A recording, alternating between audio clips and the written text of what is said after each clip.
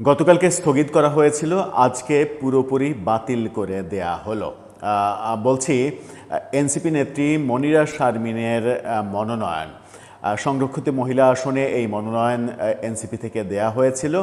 এটা যে বাতিল হবে সেটা আগে থেকেই আমরা পরিষ্কারভাবে আপনাদেরকে জানিয়েছিলাম এবং বাতিলের পরে কি হবে সেটাও জানিয়েছিলাম। অবশেষে আজকে নির্বাচন কমিশন থেকে সেটা বাতিলের ঘোষণা দেয়া হলো। এরপরের স্টেপ কি? মনিরা শারমিন অবশ্য আপিল করার সুযোগ পাবেন, যদিও সেই আপিলও টিকবে না। তার মানে এনসিপির রাজনৈতিক অদূরদর্শিতার কারণে তাদের সংরক্ষিত মহিলা আসনে একজন এমপি তারা হারিয়ে ফেললো। এটা তাদের আর পাওয়ার সম্ভাবনা খুবই কম। চলুন এর পরবর্তীতে কি হবে, নির্বাচন কমিশন কি বলল আজকে, মনিরা শারমিন এই ব্যাপারে কি বলছেন, সেই আলোচনা করে বোঝার চেষ্টা করি যে এনসিপি কেন এই ভুল সিদ্ধান্ত নিতে গেল।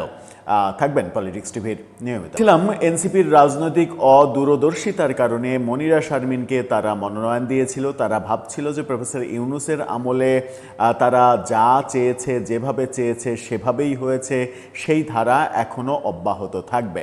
কিন্তু এখন যে সরকার পরিবর্তন হয়েছে এবং এখন সরকারি দল যে তাদের পরিপূর্ণভাবে পুরোপুরি বিরোধিতার জায়গায় রয়েছে, এনসিপি এখন বিরোধী দল, সুতরাং তাদের চাওয়া পাওয়া যে নিয়মের বাইরে গিয়ে পূরণ হবে না, সেটাই তো স্বাভাবিক। নির্বাচন কমিশন গতকালকে মনিরা শারমিনের মনোনয়ন স্থগিত করে তার কাছ থেকে তার সরকারি চাকরির তথ্য যেগুলো জমা দেননি তিনি, সেগুলো চেয়েছিল। আজকে নির্বাচন কমিশন সেই সকল কাগজপত্র দেখে মনোনয়নপত্র বাতিল করে দিয়েছে, অর্থাৎ তার আর এমপি হওয়ার সুযোগ নেই।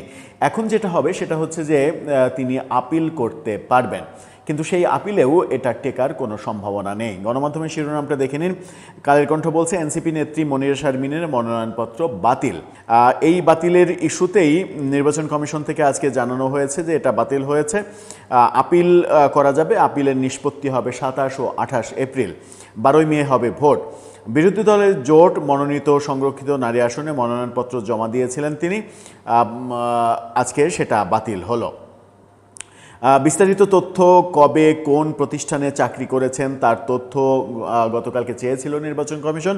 আজকে সেটা দাখিলের সময়সীমা ছিল বেলা 12টা পর্যন্ত, কিন্তু সেটা দাখিলের পরে মনোনয়নপত্র পুরোপুরি বাতিল করে দেয়া হয় নির্বাচন কমিশন থেকে। এখন এই বাতিলের ফলে কি হবে? এই বাতিলের ফলে যেটা হবে সেটা হচ্ছে যে এই আসনটা আর এনসিপির থাকবে না। এটা এখন 49 জনের ভোট হবে 12 মে, আর যে আসনটা বাতিল হয়ে গেল, মনিরা শারমিনের যে পদটা বাতিল হয়ে গেল, সেটা সব দলের জন্য এখন উন্মুক্ত হয়ে যাবে। অর্থাৎ এখানে সব দল পরবর্তীতে নির্বাচন কমিশন আবার মনোনয়ন আহ্বান করলে সবাই মনোনয়নপত্র জমা দিতে পারবেন এবং সেটা সংসদে এবার একেবারে উন্মুক্ত ভোট হবে 300 আসনের এমপিদের মাঝে। সেই ভোটে যিনি জিতবেন তিনি এমপি হয়ে যাবেন। তার মানে এনসিপির জন্য সংরক্ষিত আর এটা থাকলো না। এখানে যদি বিএনপি মনোনয়ন দেয় এবং বিএনপি যেহেতু সংখ্যাগরিষ্ঠ, সেহেতু বিএনপি যদি সংসদে ভোট দিয়ে তার প্রার্থীকে জিতিয়ে নিয়ে আসে তাহলে তিনিই জিতবেন। আর বিএনপি যদি রাজনৈতিক উদারতা দেখায়, তারা যদি মনোনয়ন তাদের পক্ষ থেকে না দেয় কিংবা তাদের জোটের পক্ষ থেকে কাউকে না দিতে দেয়, এনসিপি একমাত্র মনোনয়ন দেয়, তাহলে সেটা সংসদে গিয়ে বিএনপি যদি তাকে ভোট দেয় তাহলে তিনি এনসিপির আরেকজন আবার মনোনীত হওয়ার সুযোগ পাবেন। তার মানে এটা আর এনসিপির দখলে কিংবা জামাত জোটের দখলে থাকলো না। এখন যেটা হওয়ার সম্ভাবনা প্রচণ্ড, সেটা হচ্ছে 36টা বিএনপির জায়গায় 37টা হয়ে যাওয়ার সম্ভাবনা রয়েছে।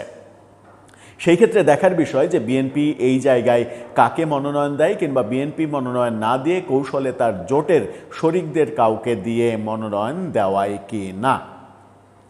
এনসিপি কেন এই অদূরদর্শী সিদ্ধান্ত নিল? তারা তো এই নিয়ম জানার কথা যে সরকারি চাকরিবিধির 3 বছর অবসরের 3 বছর কিংবা পদত্যাগের পরে 3 বছর সময় না হলে কেউ এমপি হতে পারবে না।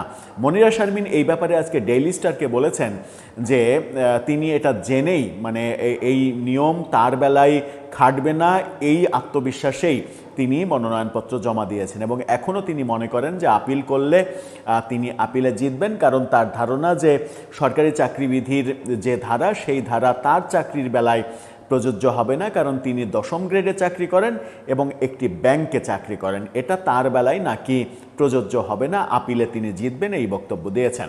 কিন্তু সরকারি চাকরিবিধি এবং নির্বাচন কমিশনের নিয়ম, আরপিও এবং সংবিধানের 66 অনুচ্ছেদ, 66 ধারা, এই সকল ব্যাপার ঘেঁটে নিশ্চিত হওয়া যায় যে মনিরা শারমিনের এমপি হওয়ার কোনো সুযোগ নেই।